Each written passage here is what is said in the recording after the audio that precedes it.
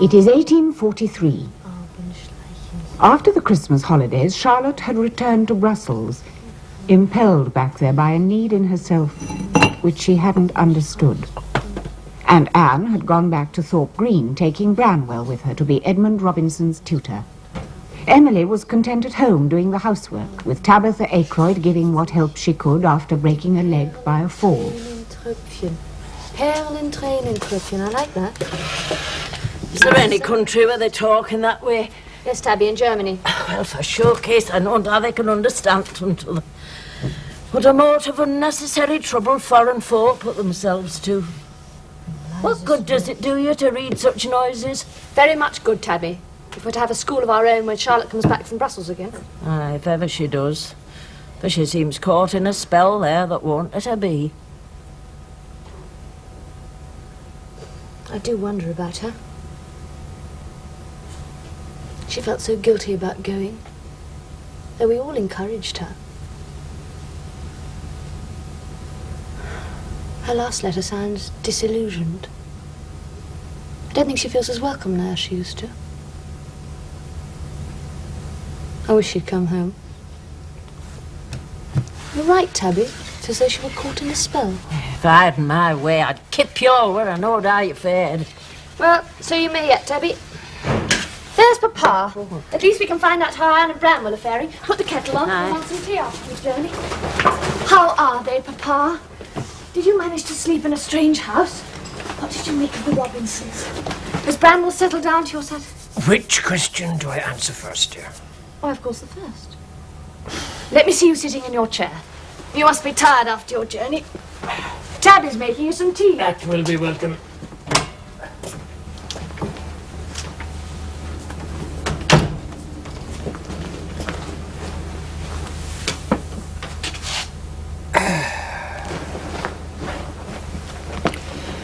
Anne seemed more content with her lot and happy that Branwell is so valued.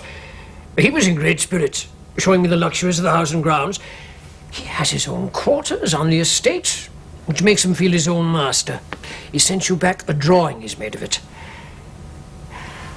I think that Mrs. Robinson was glad of our company in the evening. Her husband's in wretched health, scarcely leaves his bed. As for your second question, I slept badly. A fire had been lit in my room, a room with curtains and bed hangings. And so, of course, I couldn't close my eyes until the ashes were nearly cold. But almost all night, Charlotte was in my thoughts. So far from home. Has there been a letter? No, Papa. But it is more difficult for her to send now that Mary Taylor has left Brussels. Here's Tabby, with your tea.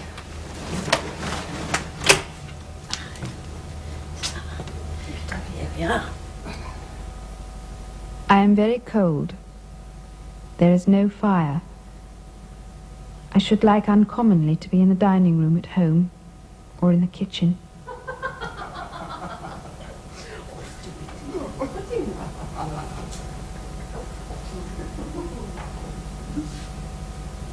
Tabby blowing the fire in order to boil potatoes to a sort of vegetable glue.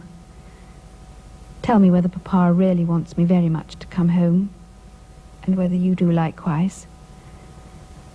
I have an idea that I should be of no use there, a sort of aged person upon the parish. I pray with heart and soul that all may continue well at Haworth, above all in our grey, half-inhabited house.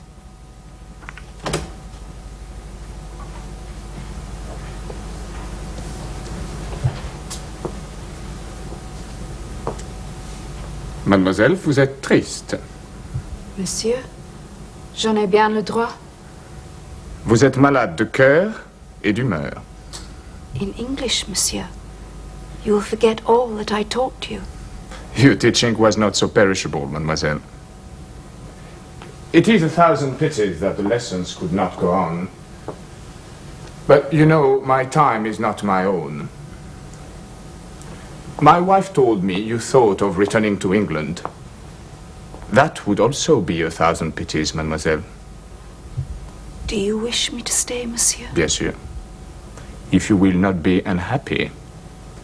Your pupils are fond of you. And you get good work out of their stupid brains. You make me feel of service to you, monsieur. If that is so, I have no heart or will to oppose you. That is better. Vous êtes dans mes petits papiers.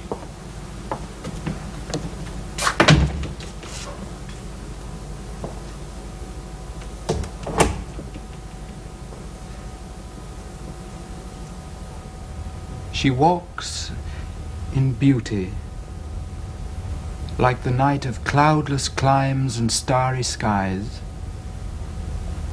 And all that's best of dark and bright meet in her aspect and her eyes. And on that cheek and o'er that brow, so soft, so calm, yet eloquent, the smiles that win, the tints that glow, but tell of days in goodness spent.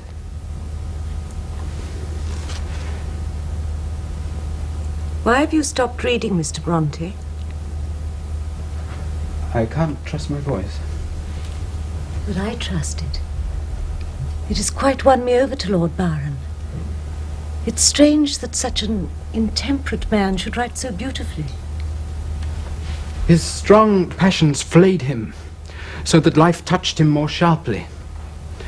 It was out of the dark ground of his nature that his poetry welled up to redeem him. You certainly make me hear the angel in him when you read. There is such sympathy in your voice. It makes me want to cry.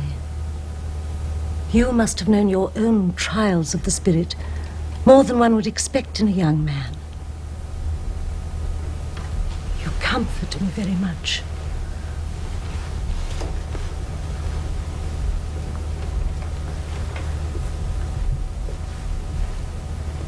Mrs. Robinson,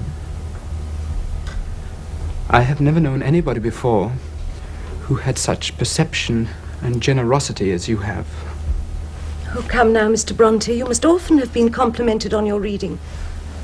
No, that isn't what I mean. You make me feel that life can be trusted. You are what I have always believed a woman should be. Reassuring, compassionate, beautiful. A sanctuary from the devils that beset a man. No, now I am ashamed because I fall so short of your opinion. There is some attractive young lady nearer to your ideal, whose name you keep locked in your heart. Are we not good enough friends for you to tell me who she is? In my ears that has the sound of mockery, though you didn't mean it so. You've lived your life innocent of the world's vulgarities, but I tell you, apart from my family, I've met very few women that I'd care to mention in your presence, and none that I could compare you with. It breaks my heart to see how much you give and how little you receive in return. This is chivalry, Mr. Bronte. You belong to an earlier, more gallant time than the present. Mr. Bronte is no way to address your knight at arms. Sir Branwell, then. When you read to me, when we are alone together, in these precious moments, we will be Branwell and Lydia. It will be our secret.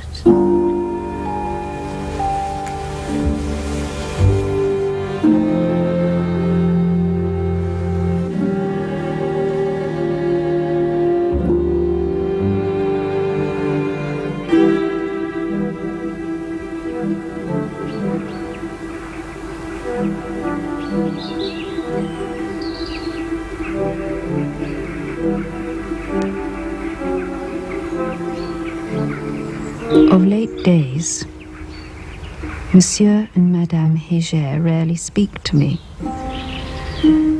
And I really don't pretend to care a fig for anybody else in the establishment.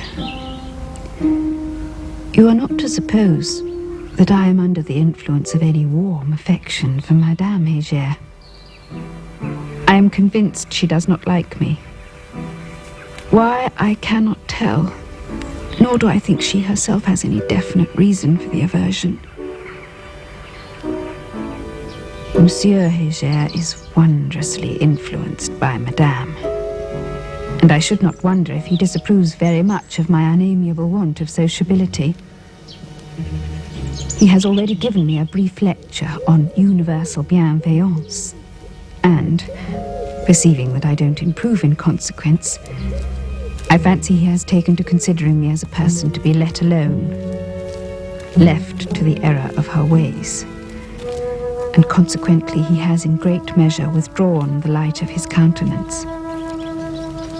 And I get on from day to day in a Robinson Crusoe-like condition, very lonely.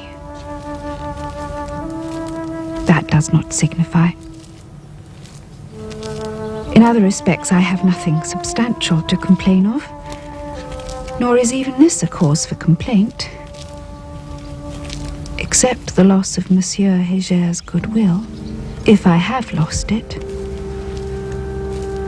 I care for none of them.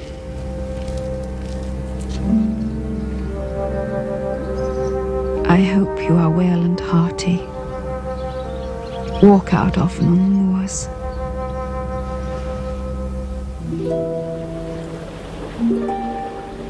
I'll walk where my own nature would be leading. It vexes me to choose another guide. Where the grey flocks in ferny glens are feeding, where the wild wind blows on the mountainside.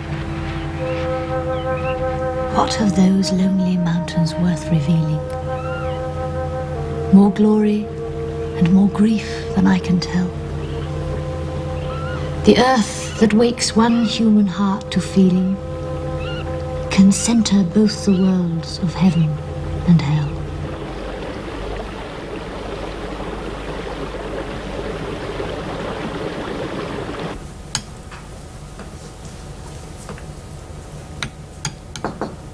Come in. A letter from Charlotte. Or rather, a few scrawls on paper. She is coming home. Look, Papa. That is a blessing. It's such a scribble. Let me read it. I have taken my determination. I hope to be at home the day after New Year's Day. Low spirits have affected me much lately, but I hope all will be well when I get home. Above all, if I find Papa and you and B and A well. I am not ill in body. It is only the mind which is a trifle shaken, for want of comfort. I shall try to cheer up now. Goodbye, C.B. She felt no doubt in duty bound to the Asia after all their kindness, but really she has been too hard on herself, poor child. To have stayed there alone in a strange land for so long. No more of that. Now we must put the last 2 years to some practical use and draw up a prospectus for our new school. Oh me, oh my, Papa. You and I must say goodbye to our peaceful quiet when the house is full of other people's daughters. I dare say I shall find it no more disturbing than the thought of my own daughters in other people's houses. So Charlotte, summoning all her moral strength, came home and saw it, as she later confessed, for the first time in her life with unloving eyes. Somehow the breach that had been made had to be filled. She set about drawing up a prospectus for the school, modelled on the prospectus of the Pensionnat Heger. The Mrs. Brontes' establishment for the board and education of a limited number of young ladies. Terms, board and education, including writing, arithmetic, history, grammar, geography, and needlework, per annum £35. Thank you, Toby.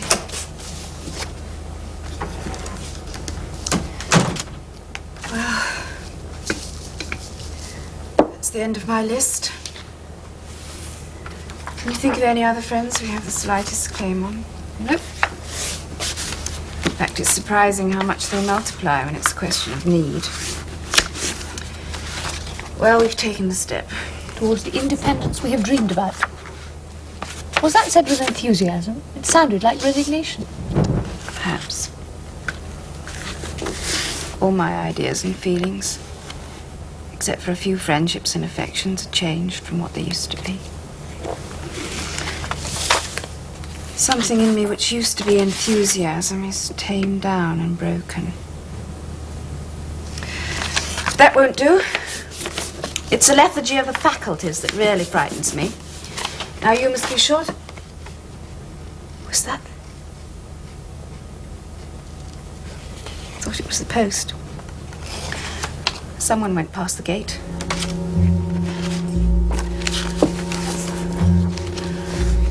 If only I could lose myself in my writing as I used to. But my pen's as heavy as my mind. Verdopolis is fallen. Is fallen, that great city. But don't despair, my love. There may be another world preparing. I suppose all that was a world I shared with Branwell. And I've lost my way with Branwell, too.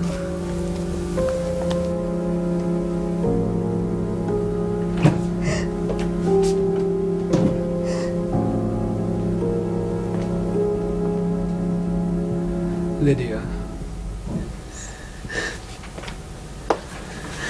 I heard the way your husband spoke to you. It's insufferable.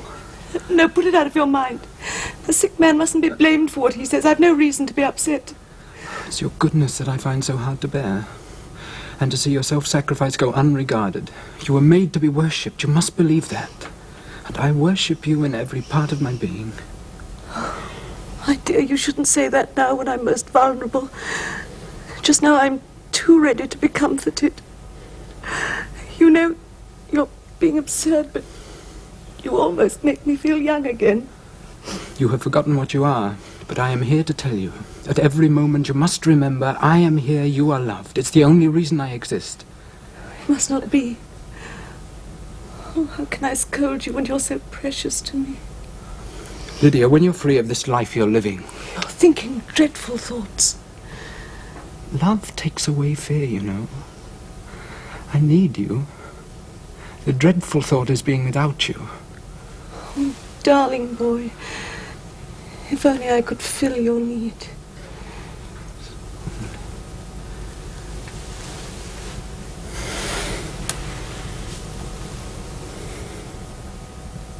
Forgive me, monsieur, if I adopt the course of writing to you again. How can I endure life if I make no effort to ease its suffering? You will tell me, perhaps, I take not the slightest interest in you, Mademoiselle Charlotte. You are no longer an inmate of my house. I have forgotten you. Well, monsieur, tell me so frankly. It will be a shock to me. It matters not. It would be less dreadful than uncertainty. I shall not reread this letter.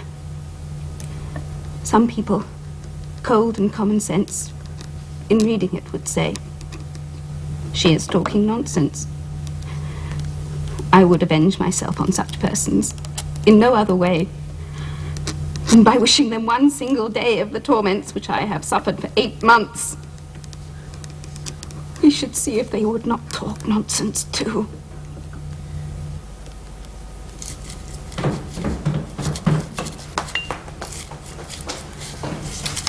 What a bristling wind, Charlotte, be when postman knocks. No one must be there for her. You'd think she were dying for news of a sweetheart where she scuttles. I don't take no bother with letties. Like as not, there'll be no good in 'em. We're always hoping, Tabby, that not all those prospectuses we sent out have fallen on stony ground. Hope's a better morsel than a trencher of grief.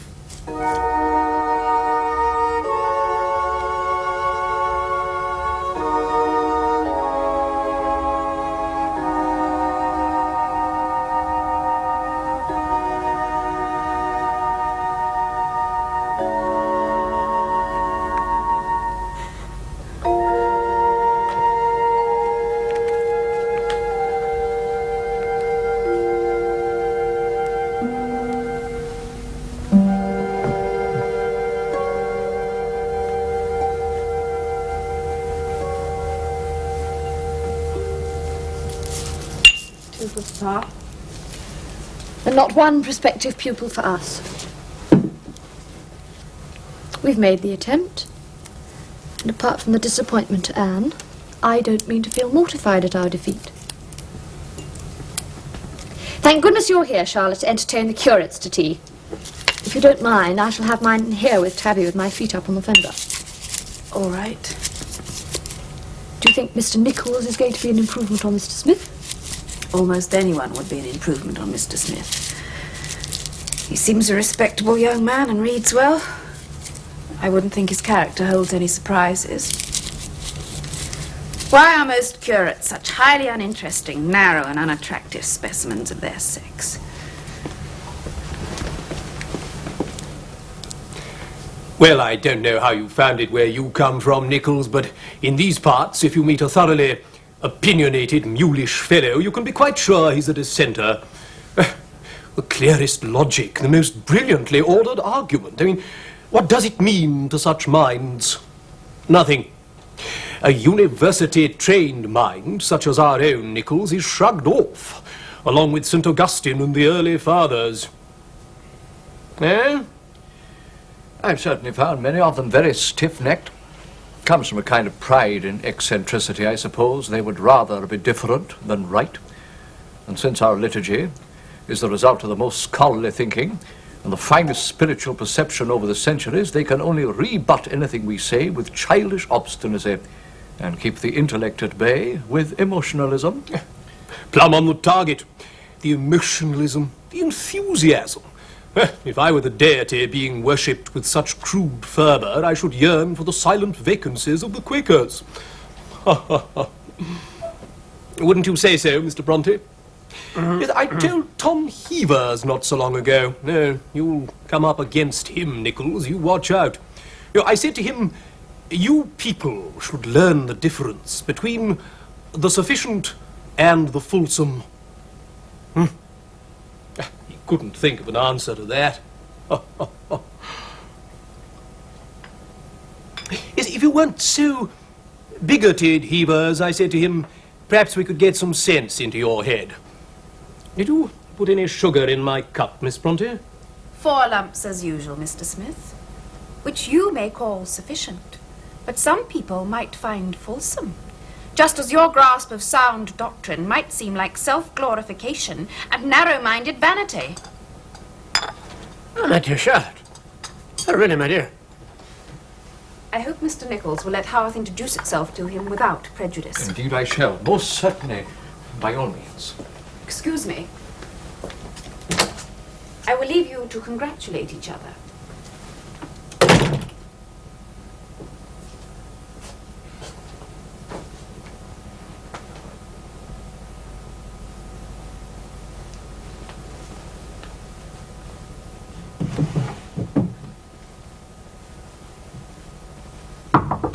I had to come and show you, Miss Bronte. How do you like me? Do you think I shall make the heads turn on the parade at Scarborough? Is that your purpose or your fear? How odd you are. Of course it's my purpose. Clothes are nothing if they don't make other girls envious and stupefy the men. Don't you wish the dress was yours? No. But I can see that it answers your purpose beautifully. It'll make Henry Roxby mad. Beauty makes him rave. Dear, no, don't talk like that. It's wicked of you. You know that you have been forbidden to think of Mr. Roxby. What nonsense. I shall think of whom I like. And besides, how can I help it? Oh, you don't know what it is to be in love, or you wouldn't say that. Yes, I would say it. I would say that it's possible to live with the denials that life asks of us. And life may know better than our hearts what the good way is. Do people expect me to break Henry's heart? Now that would be wicked, if you like. And unless Mamma leaves me alone, I shall tell Papa about your brother. What do you mean, Lydia? Tell what about my brother? About him and Mamma, of course. Well, don't pretend you don't know they're lovers. Well, you all know that. Edmund knew first because he saw them, but I made him swear not to blab. I knew it was information that would be very useful in the last resort. I'm Miss Bronte. You look as if you'd seen a ghost. Hadn't it occurred to you? I can't speak to you now. If you don't understand what terrible, terrible things you have said, then God pity you. Leave this room before I strike you. Oh, heaven. I am sick of mankind.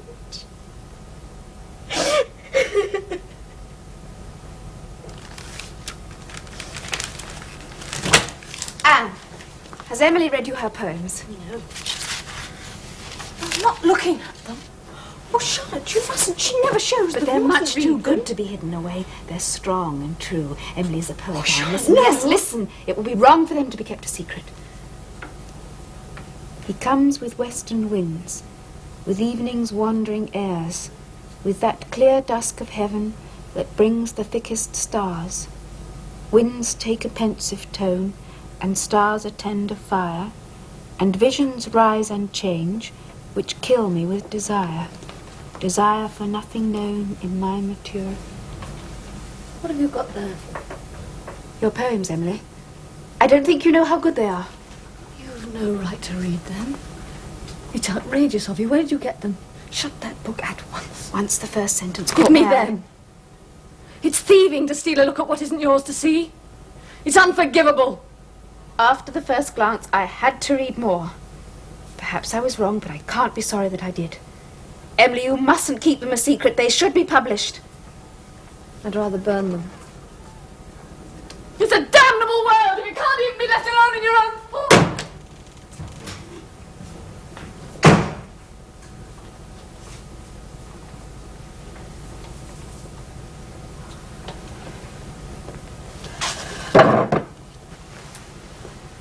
I feel as though I'd rifle the tomb of the pharaohs. Will she ever be reconciled, I wonder?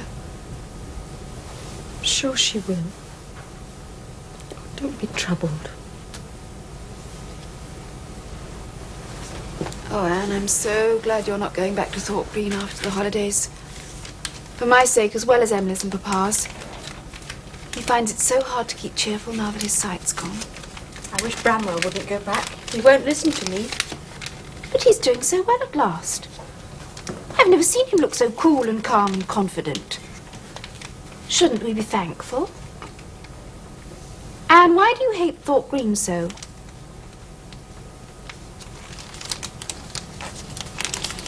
I do wish you would talk about it.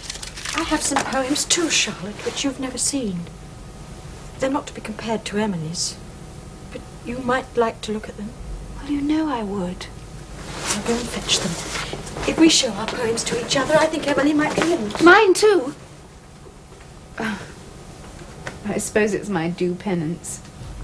Do you think we really might try to get them published? With that clear dusk of heaven that brings the thickest stars. Yes, Anne, I'm determined. But I doubt if Emily will ever be persuaded. And not until they decided to use the pen names of Currer, Ellis, and Acton Bell was Emily's reluctance overcome. It's a surprising fact that we should have raised £230 for a new peal of bells in little more than a month. I wish I could acquire a new pair of eyes so easily. I fear you're having to undertake too much for me, Nichols. As my daughters are too. Not that I have to depend upon them for all my reading. They have a woman's delight in these homely duties, I'm sure. Now, the failure of their school project must have been a great disappointment to them. All this writing they do seems a rather desperate way of occupying themselves. Do you read their efforts, Mr. Bronte? No, I never interfere with them at these times. I judge it best to throw them upon their own responsibility. Besides, a parson, bordering on 70, is likely to be too old and severe a critic of youthful imagination.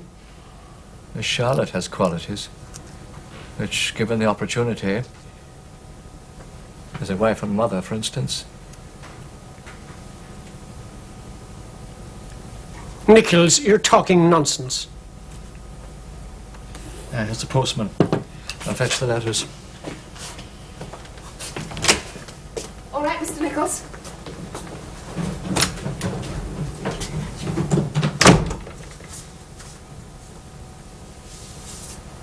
One for my father, for you, Bramwell.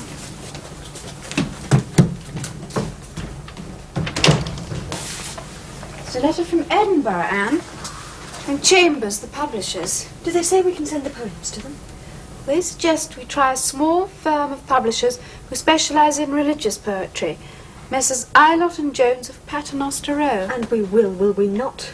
Well, they say we may be asked to pay something towards the cost of printing, but... What's that? No! God! That's Bramwell, Anne. Was there a letter from Thorpe Green? Yes. I think I can guess. I've been dreading the day. Emily's gone to him. We should leave them alone together, Charlotte. She will calm him What's down. going on, Miss Anne? Well, if you wouldn't mind leaving us, please, Mr. Nichols, it will be all right. What has happened? Has Bramwell injured himself? No, Papa, and Emily is with him. It will be all right. I'll tell you all about it presently. There's nothing I can do. No, nothing, Mr. Nichols. Thank you. Nothing at all.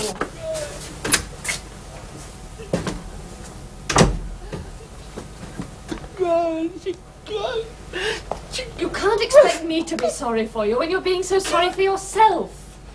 I'm quite prepared to be if you'd remember you're a man. Oh, my God, I remember.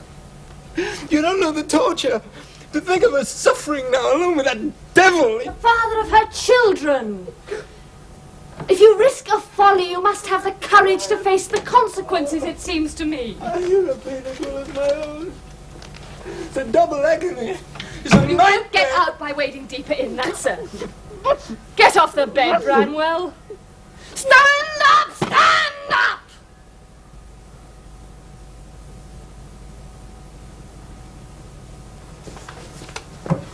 My dear, what is it?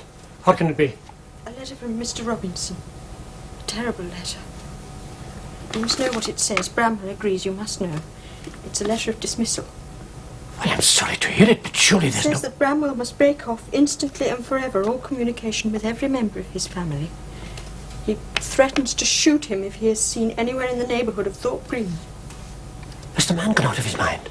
Papa, Branwell has done very wrong. But I lay the greatest blame on Mrs. Robinson. I believe she has deliberately played on his affections. She has encouraged him to make love to her. Branwell? With the wife of his employer? Oh, no, Anne, no. It cannot be as you say. I fear so. It fed her vanity, I suppose, which is more to her than self-respect or than husband or family. Papa, she is weak and deceitful. You must tell me yourself. I must hear the full truth. Branwell? Branwell! Branwell, speak to me!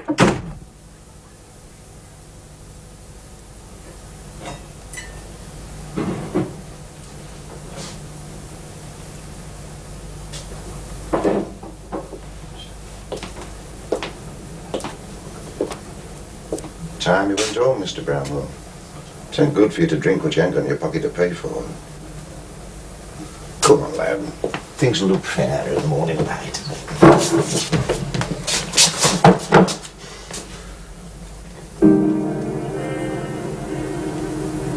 They're burning me.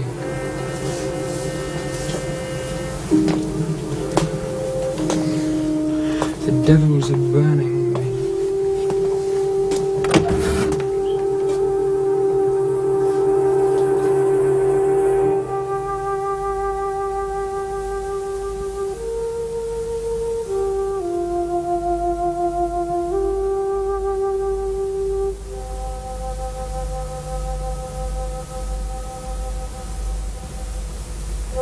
Thursday, July the 31st, 1845. Yesterday was Emily's birthday and the time when we should have opened our 1841 paper, but by mistake we opened it today instead. How many things have happened since it was written. I was then at Thorpe Green and now I am only just escaped from it. I was wishing to leave it then, and if I had known that I had 4 years longer to stay, how wretched I should have been. But during my stay I have had some very unpleasant and undreamt of experiences of human nature. Branwell was very ill last Thursday, but he went with John Brown to Liverpool, where he now is, I suppose. And we hope he will be better and do better in future. I wonder how we shall all be, and where, and how situated on the 30th of July, 1848, when, if we are all alive, Emily will be just 30. I shall be in my 29th year, Charlotte in her 33rd, and Branwell in his 32nd. And what changes we shall have seen and known. And shall we be much changed ourselves? I hope not, for the worst at least. I, for my part, cannot well be flatter or older in mind than I am now. Hoping for the best, I conclude. Anne Bronte. It's no good hoping to escape the tormenting mind, John. I'm damned sorry. You get dragged off here into Wales and a worse companion you couldn't have. Well, it was worth trying what a change of scene would do. I'd give a lot to see your eyes giving out their old spark again. Change of scene. But the finer it is, the less I dare raise my eyes to it. Oh, God, John. The things that had power to lift the spirits. Music, mountains, the sea. They're now terrible and painful. Glimpses the damned get of heaven. I tell you, wherever I go, misery walks by my side, clutching my arm as affectionately as if she were my legal wife. And like some other husbands, I could spare her presence. I know, old fellow. She's a clinging bitch once she's taken a fancy. Why don't we turn around and go home? There's a Masonic meeting on Wednesday, and brethren would clasp you to their bosom warm if you get back for it. All right, John, beat the retreat. If only memory would stop gnawing at me like a rat wherever I try to put my mind. Oh, Christ, to be good and famous and married to Lydia Robinson. Everything she promised that I was.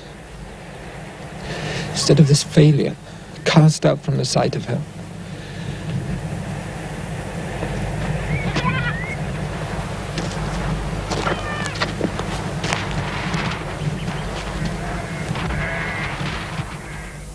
Monsieur, my master. The summer and autumn seemed very long to me. I have tried to forget you. I have sought occupations. I have denied myself absolutely the pleasure of speaking about you, even to Emily. But I have been able to conquer neither my regrets nor my impatience. That indeed is humiliating. To be unable to control one's thoughts, to be the slave of regret, of a memory, the slave of a fixed and dominant idea which lords it over the mind. Why cannot I have just as much friendship for you as you for me? Neither more nor less. Then should I be so tranquil, so free. Oh, Charlotte. Emily has done such a brave thing. She has branded herself. What on earth do you mean? She was trying to give a drink to an exhausted stray dog that she found in the lane, and it bit her on the wrist. She came straight in and got one of Tabby's Italian irons, held it in the fire until it was red hot, and cauterized the bite. Tabby caught her at it. Heavens. Well, it's no wonder that poor Willie Waitman nicknamed her the Major. There never was such a soldier. We're not to let on that we know. She told Tabby not to tell. She's gone down to the druggist to buy some chamomile. Oh, have you damaged yourself, Miss Emily? Nothing, a little burn. Thank you, Mrs. Hardy. I think you should persuade your brother to have an extraction, Miss Emily. An extraction? To make up his mind to have that troublesome tooth drawn. The opium he gets from here, it only numbs the pain for a time. He can't go on like that, miss. No, he can't, Mrs. Hardy.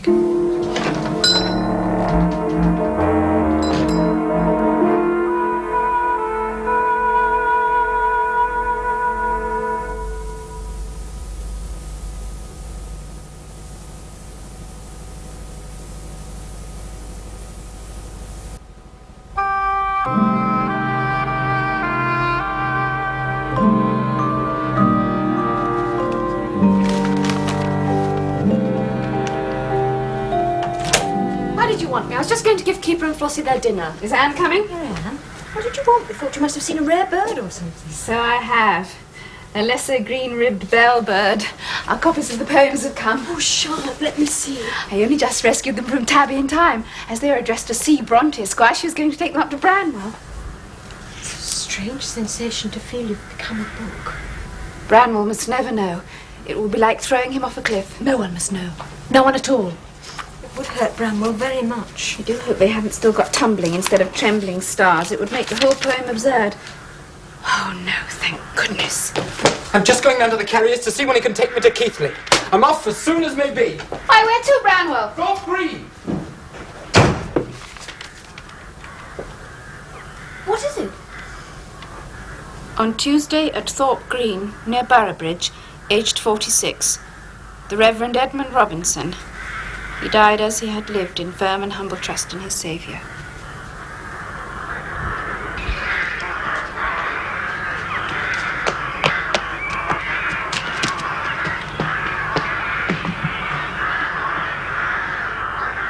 Oh, the fool! Mr. Bronwell! I was just coming up to find you. Good morning, Annie.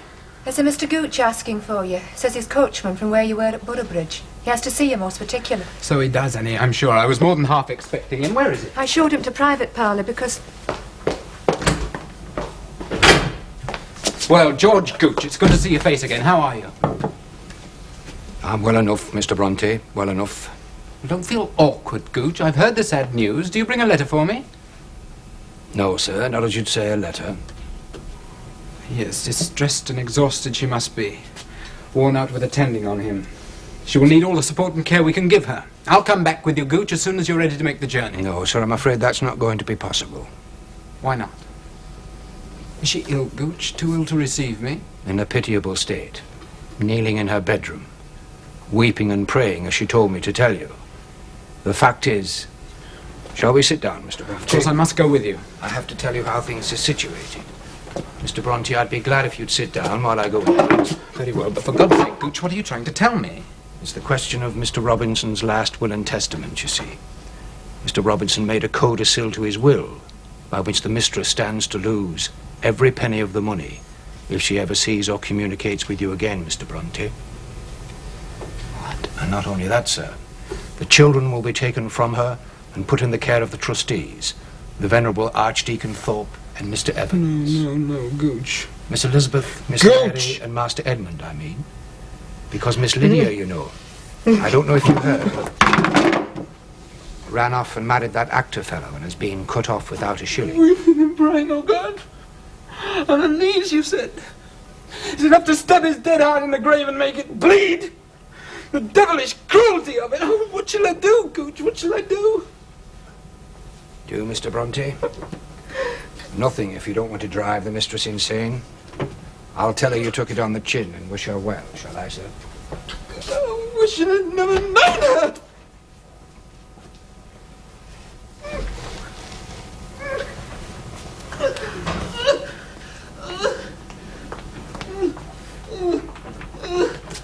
Mr. Sugden! Mr. Sugden, can you come quick? Mr. Bronte's fallen in fit.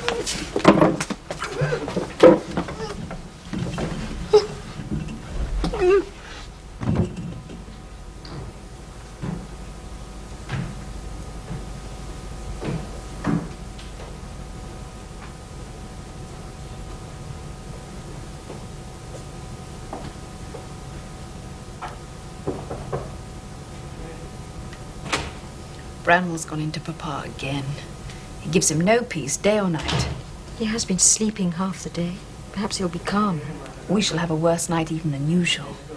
This last month's been intolerable. It's hardly possible to stay in the same room with him. I owe it. I owe it! Poor Papa. I think I'd better go to them. I don't think you should. He feels so humiliated in front of you, it makes him more desperate. I'll go in a minute if need be. No. I didn't say I wanted it for the Blackpool. It's a debt I owe. That's all. I promised to pay tonight. You wouldn't want me to break my word. It's only a guinea, Papa.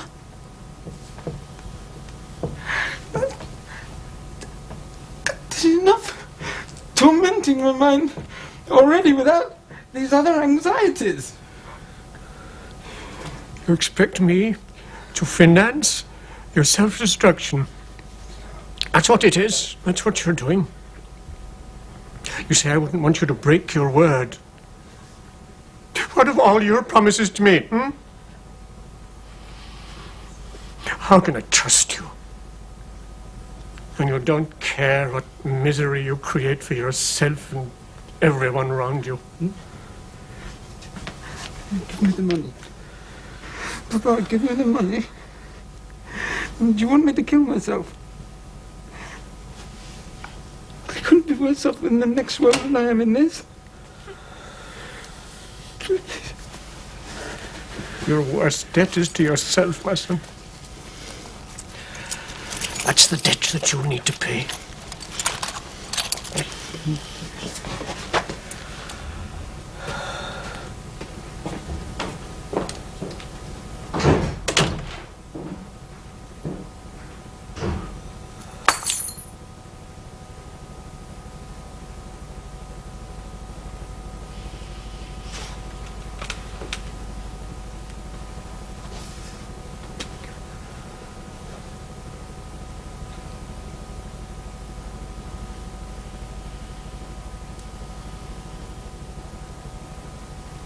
Emily's walking him up and down the path.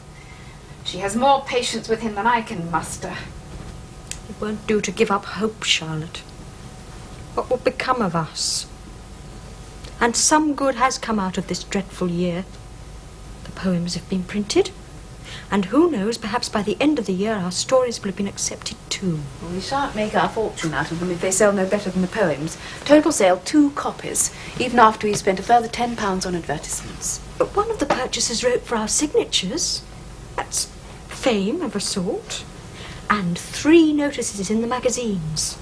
Whenever I feel discouraged, I take them out and read them again. I've just been writing to Messrs. Ilott and Jones. They in whose hearts are chords strung by nature to sympathise with the beautiful and true will recognise in these compositions the presence of more genius than it was supposed this utilitarian age had devoted to the loftier exercises of the intellect. The length of the sentence alone should have sold more than 2 copies.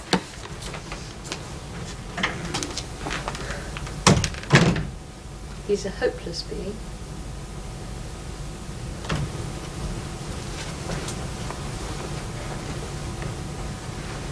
Shall I read you my letter? Yes. Gentlemen, C, E and A Bell are now preparing for the press 3 works of fiction.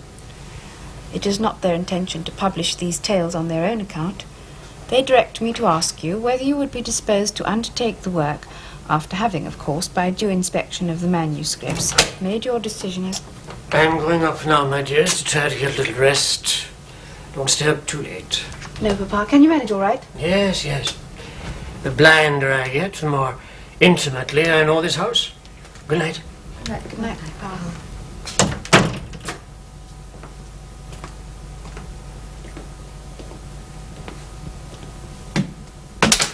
Oh dear, oh dear.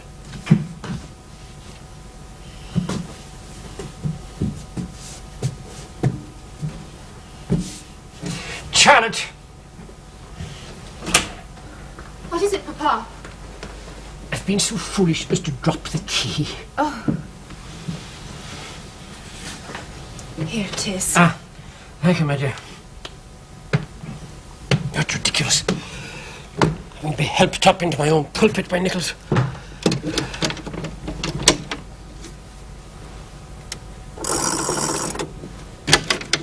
I'll have no more of it. Not much more. Not much longer.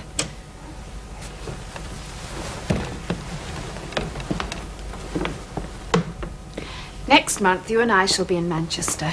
And if Dr. Wilson thinks the cataract is hardened enough, he gives me every assurance... Mr. Wilson, Charlotte, as a surgeon, he has to be addressed as Mr. Wilson. And how can we be away for so long? With Branwell so lost to all control? A month, you said?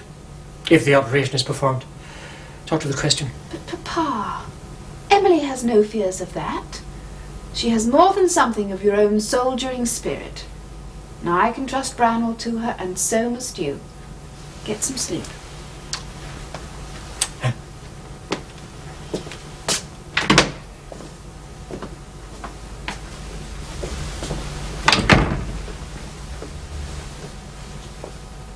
Flossie would hardly be a heroine if she weren't beautiful. Ah, but she is beautiful. Undoubtedly she's a heroine too. Charlotte, you've been talking over what you said about heroines. And what did I say about heroines? You said we were wrong, even morally wrong, in making our heroines beautiful as a matter of course. And what was your verdict? We think it's not possible to make a heroine interesting on any other terms. I will prove to you that you're wrong. I will show you a heroine as plain and as small as myself. And she shall be as interesting as any of yours. Then I give you my second name to call her by. You may call her Jane, as the plainest name I know.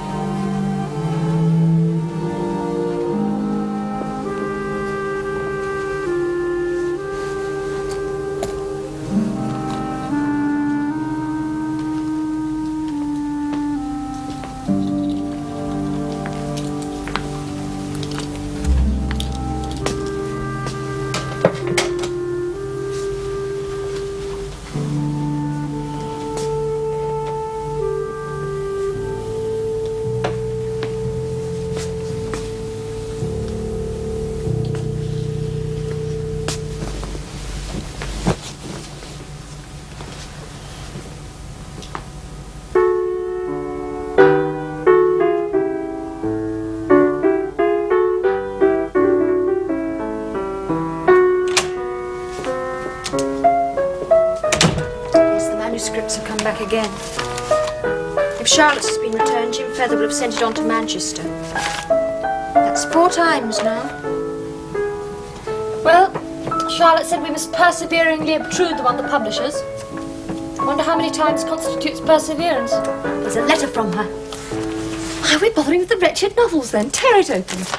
No, let's read it with Tabby. She said she's fair clammed with knowing loud. Tabby, a letter from Manchester. Thank the dear God for good things. I couldn't have slept this night if it hadn't come. Have they written settled? Papa and I saw Mr. Wilson as soon as we arrived. He pronounced Papa's eyes quite ready for an operation and has fixed next Monday for the performance of it. I think we shall be comfortable. At least our rooms are very good, but I am somewhat puzzled about provisions. We board ourselves. I find myself excessively ignorant. I can't tell what the deuce to order in the way of meat, etc. Poor chick. For ourselves I could contrive. Papa's diet is so very simple, but there will be a nurse coming in a day or two, and I'm afraid of not having things good enough for her. Mr. Wilson says we shall have to stay here for a month at least. It will be dreary. I wonder how you are getting on at home with Branwell. One is forced step by step to get experience in the world, but the learning is so disagreeable. It was on Tuesday, the 25th of August, that Dr. Wilson, not believing in couching, performed the more serious operation of extracting the cataract. For a moment, just for a moment, Patrick despaired of life. At 70, he doubted if he should survive the ordeal. There was no anaesthetic. He turned to Charlotte with the cry, "I shall never feel keeper's paws on my knees again." Then the spasm was past, and the iron control was restored. He was quite ready. The affair lasted precisely a quarter of an hour. Mr. Bronte displayed extraordinary patience and firmness. The surgeon seemed surprised. Charlotte was in the room all the time, as it was his wish that she should be there. She neither spoke nor moved till the thing was done.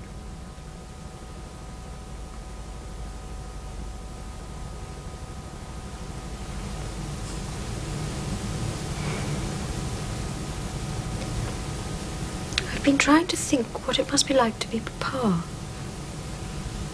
Lying in the dark hour after hour. Scarcely being allowed to speak or be spoken to? How do his thoughts occupy him? Endurance is a kind of occupation. Mr. Wilson's good report was a comfort. Poor Charlotte, to have her novel returned to her on the very morning of the operation. Perhaps it was better when her mind was full of Papa. And thank goodness she is so determined to start on another novel. If only she will, the days in Manchester won't feel so long.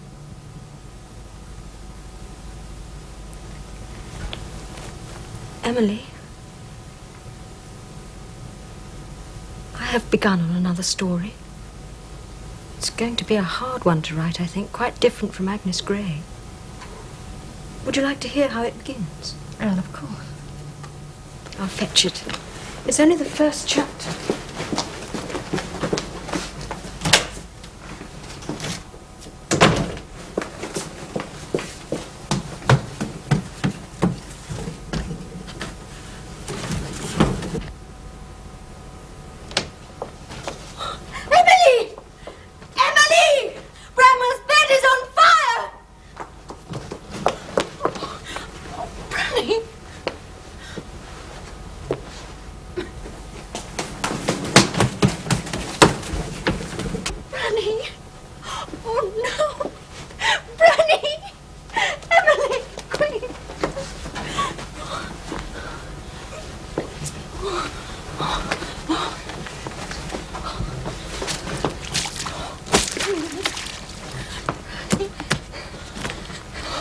Whatever you do, don't tell Papa.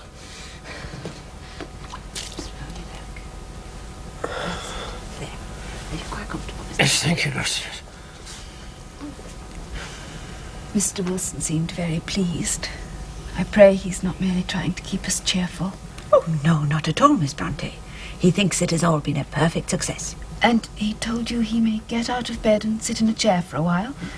Have you told him? Yes, but he would like to hear it from you, I'm sure.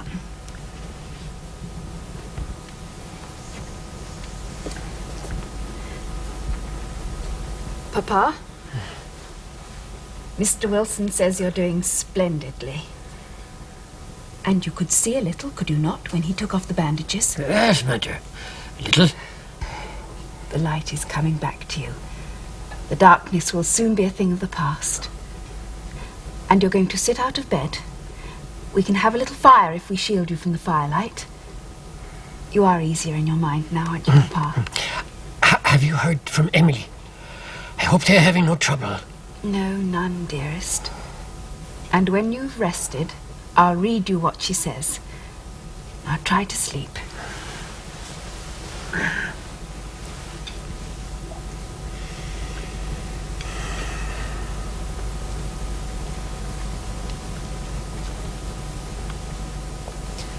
You should try to get some sleep too, Miss Bronte. You look very drawn and tired. I've been keeping bad company with an aching tooth these past few days, but I'm willing it away.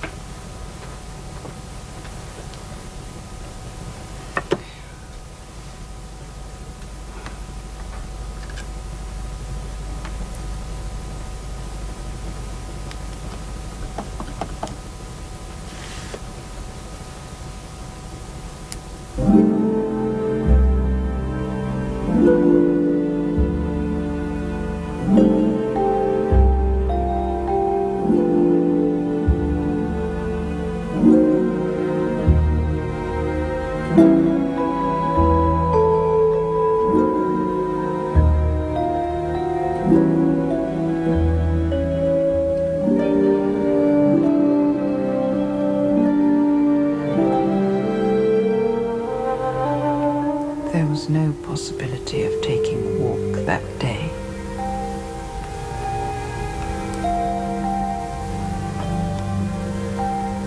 We had been wandering, indeed, in the leafless shrubbery an hour in the morning. But since dinner, Mrs. Reed, when there was no company, dined early. The cold winter wind had brought with it clouds so sombre and a rain so penetrating that further outdoor exercise was now out of the question.